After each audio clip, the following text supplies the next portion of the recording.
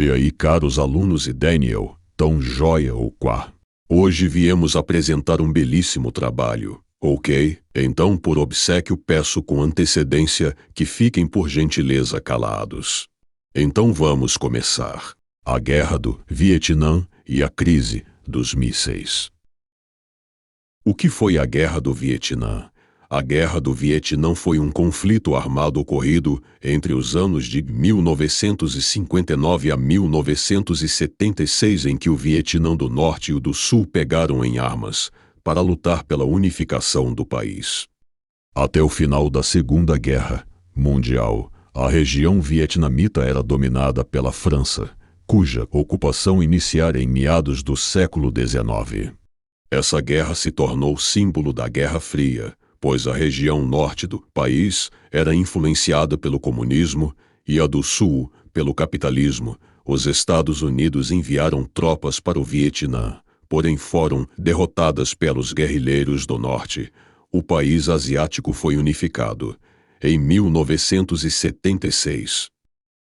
Combatentes da guerra. Basicamente, os combatentes na Guerra do Vietnã eram as forças nacionalistas que, desde o final da Segunda Guerra Mundial, já se articulavam pela independência do país e a expulsão dos invasores estrangeiros, bem como as potências europeias, decididas a manter seu domínio na Indochina.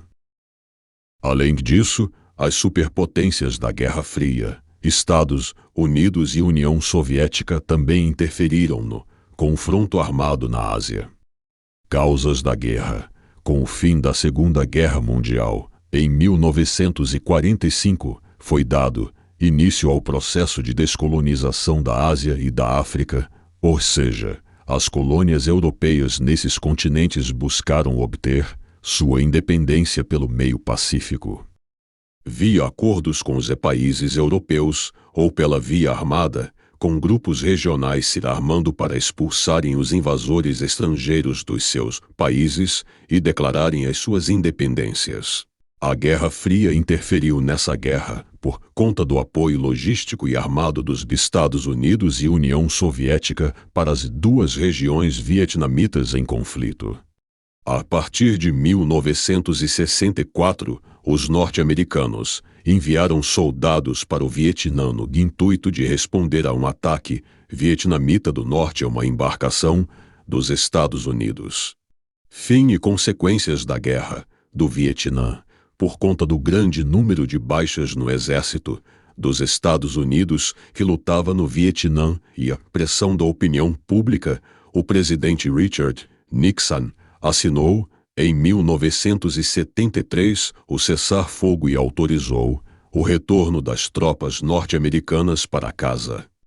Em 1975, as tropas saíram definitivamente do Vietnã. Essa saída foi comemorada pelo Vietnã do Norte e considerada uma vitória tanto contra os combatentes do Sul como contra os Estados Unidos. No ano seguinte, o país foi unificado. Ainda hoje, as feridas da Guerra do Vietnã ecoam nos Estados Unidos. Em qualquer conflito a que os norte-americanos enviam tropas, as memórias dos combates na Ásia vêm à tona. Seja com a dor da morte em combate, seja por evitar a repetição dos erros cometidos, as manifestações contra qualquer tipo de guerra são associadas àquelas ocorridas nos Estados Unidos entre 1960 e 1970 pela paz mundial e pelo fim da Guerra do Vietnã. O objetivo de Cuba, ao aceitar a instalação dos mísseis soviéticos, era forçar os Estados Unidos a debelar qualquer nova tentativa de invasão ou de associação a cubanos contra revolucionários. Ao longo dos dias que seguiram, autoridades soviéticas e americanas tentaram chegar a uma solução, já que a URSS também se sentia pressionada pela presença de mísseis balísticos americanos na Turquia. Em 27 de outubro, a tensão chegou ao ápice e este dia chegou a ser denominado de Sábado Negro. Um avião-2 foi abatido pelo exército cubano, provocando a morte do piloto americano. O mundo ficou apreensivo, já que a iminência de uma guerra nuclear nunca havia estado tão próxima. Solução para a crise dos mísseis. Somente em 26 de outubro, os soviéticos ofereceram outra solução. Se comprometeriam a retirar os mísseis caso os Estados Unidos não invadissem Cuba. No dia seguinte, um U-2 americano foi derrubado na bilha, fazendo os generais americanos pressionarem o presidente Kennedy para um ataque aéreo. Diante do impasse, a Organização das Nações Unidas convoca o seu Conselho de Segurança. No dia 28 de outubro, Khrushchev aceita retirar os mísseis de Cuba. Mais tarde, num acordo extraoficial, os soviéticos exigiram a retirada dos mísseis na Turquia, o que foi feito pelos Estados Unidos. Consequências da crise dos mísseis. Após as 2 semanas de tensas relações entre Estados Unidos, o RSS e Cuba, a disputa chegou ao fim. O incidente provocou a criação de uma linha de contato direto entre a Casa Branca e o Kremlin, que ficaria conhecido como telefone vermelho. Desta maneira, a crise dos mísseis foi mais um capítulo entre os 2 polos políticos mundiais, como foi a Guerra da Coreia e como seria a Guerra do Vietnã, entre outros conflitos. Espero muitíssimo que essa explicação tenha servido e trazido bons entendimentos a vocês. Valeu, Daniel. Se os alunos tiverem alguma dúvida, te vira aí, irmão.